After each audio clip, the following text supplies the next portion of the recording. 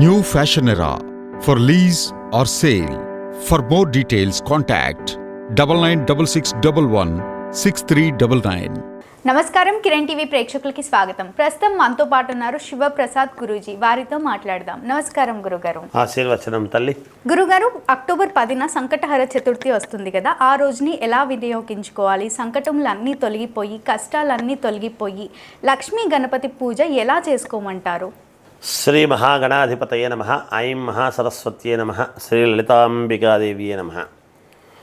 సంకటహర చతుర్థి మామూలుగా అమ్మ, ఈ సంకటహర చతుర్థి అనేటువంటిది ప్రతి మాసము వస్తుంది.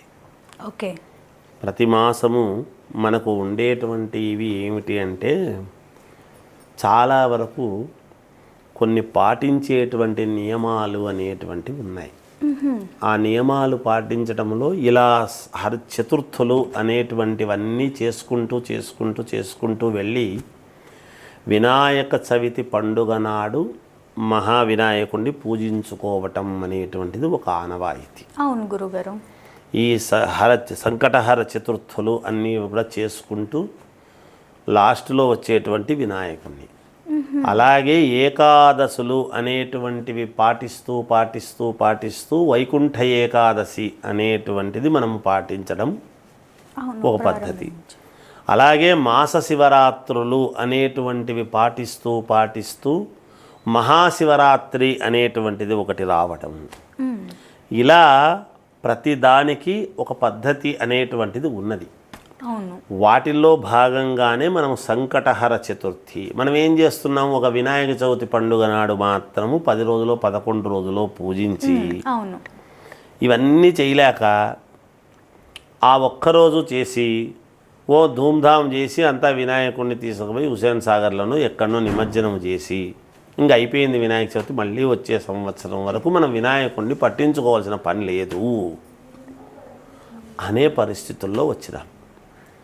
నిజానికి ఆ వినాయక చవితి మనము ఆచరించాలి అంటే, మనము వినాయక చవితి పండుగ రోజు వినాయకుడిని పూజించుకోవాలి అనేటువంటి విధానము ఎప్పుడైతే మనం చెయ్యాలనుకుంటే, ఈ సంకటహర చతుర్థులు అనేటువంటివి పాటించాలి అనేటువంటిది ఎంతమందికి తెలుసు?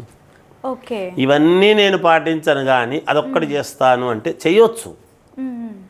అయితే ఇక్కడ ఉండేటువంటి నియమాలు ఏమిటి అనేది మనం చూసుకోవాలి.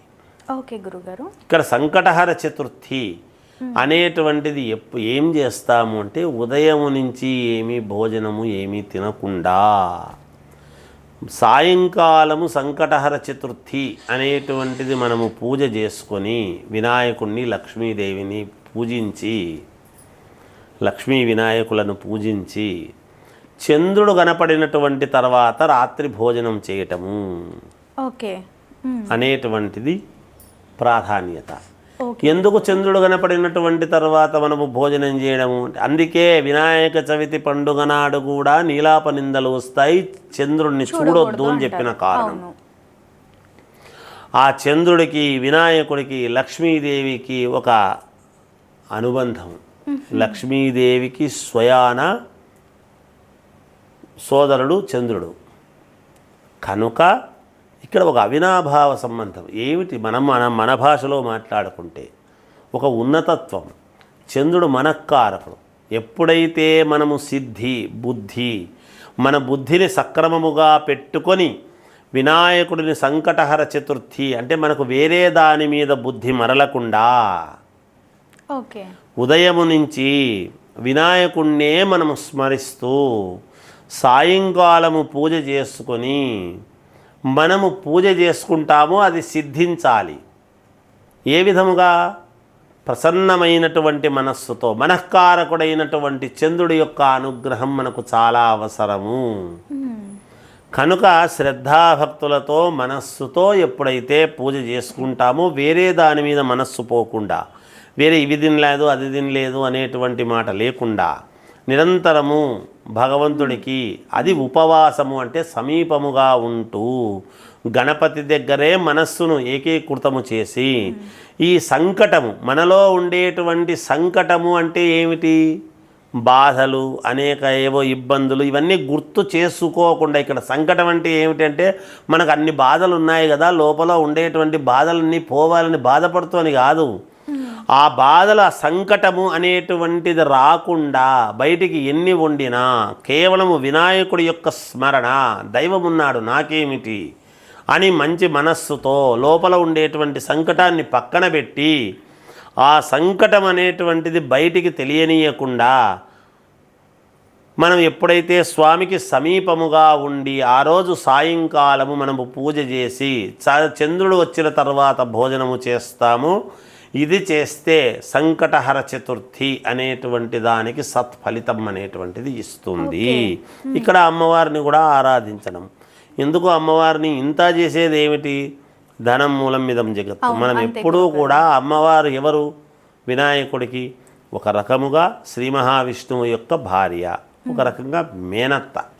అందుకే చిన్నపిల్లలు అత్త అంటే ఐశ్వర్యం, గణపతి లక్ష్మి, లక్ష్మీ గణపతి అని మనం ఎందుకు చెప్తున్నాం అంటే ఈ ఇద్దరి ఆ లక్ష్మి సిద్ధించాలి అంటే మనకు బుద్ధి సిద్ధించేటువంటి విధముగా, ధనము సిద్ధించే విధముగా ఈ బుద్ధి సిద్ధి వినాయకుడు అయినటువంటి గణపతిని మనం ఎప్పుడైతే ఆరాధిస్తామో అమ్మవారు సంతోషిస్తుంది, మనకు ఇస్తుంది అనేటువంటి భావనతో సాయంకాలము పూట ఎవరైతే ఆ గణపతిని అమ్మవారిని ఆరాధిస్తారో వీళ్లకు ఐశ్వర్యం తప్పకుండా వస్తుంది. అందులో చెప్పేదేముంది? ఎప్పుడైతే ఉపవాసము అని అంటున్నానో ఏమీ తినకుండా చేయకుండా ఎప్పుడైతే చేస్తామో ఖచ్చితంగా సిద్ధించి తీరుతుంది. ఇది సంకటహర చతుర్థి అనేటువంటిది. ఇది ఏం చేస్తారు అంటే నేను ఈ 5 సంవత్సరాల పాటు పాటిస్తాను, లేదా 7 ఏళ్ళు పాటిస్తాను, ఇలా 11 సంవత్సరాలు పాటిస్తాను అని ఒక నియమము, ఒక విధానము తీసుకుంటారు కొంతమంది. అలా తీసుకొని లేదా నేను ఒక 3 ఏళ్ళు పాటిస్తాను అని. అలా ఈరోజు సంకటహర చతుర్థి నేనేమీ తినను అంటే లంకణం పరమౌషధం అని. అప్పుడప్పుడు శరీరానికి 1,00,000 తిండ్లు తినటమే కాదు, ఏమీ తినకుండా ఉండటము కూడా మనకు మెడిసినే అప్పుడప్పుడు. అందుకనే తినేటువంటి రోజుల కంటే కూడా తినకుండా ఉండేటువంటి రోజులు కొంచెం ఎక్కువ పెడితే మితాహారము జీవితంలో పూర్ణ ఆయుర్దాయాన్ని ఇస్తుంది. ఎంత తినాలనో మనకు చూడండి, పంటకు ఎన్ని నీళ్లు కట్టాలనో అన్ని నీళ్లు కడితేనే పంట పండుతుంది. విపరీతమైనటువంటి వర్షాలు వస్తే ఈ వర్షాలకు పంట నాశనం అయిందంటున్నారా లేదా? నువ్వు ఎన్ని తాగలవో అన్ని నీళ్లు తాగితేనే నీకు ఉంది, కానీ ట్యాంకర్ అంతా ఉంది కదా అని ఊరికే తాగితే ఏమవుతుంది? బయటికే వస్తాయి. అందుకని పద్ధతి ప్రకారముగా తినాలి అనేటువంటిది ఈరోజు కొత్తగా అందరూ చెప్తుంటే వింటున్నారు. పూర్వం ఇవన్నీ పెట్టిన కారణాలు ఏమిటి పూజలు అంటే భక్తి అనేటువంటి దీంట్లో తినకుండా ఉంటే అంటే నీకు ఆరోగ్యము ప్లస్ భక్తి 2 వస్తాయి కదా అని పూర్వీకులు మహానుభావులు ఎంత దూరదృష్టితో చెప్పారు అనేటువంటిది మనం ఆలోచన చేయాలి.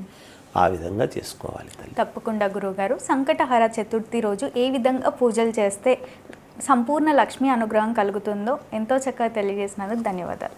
మంచిదమ్మా, జయం.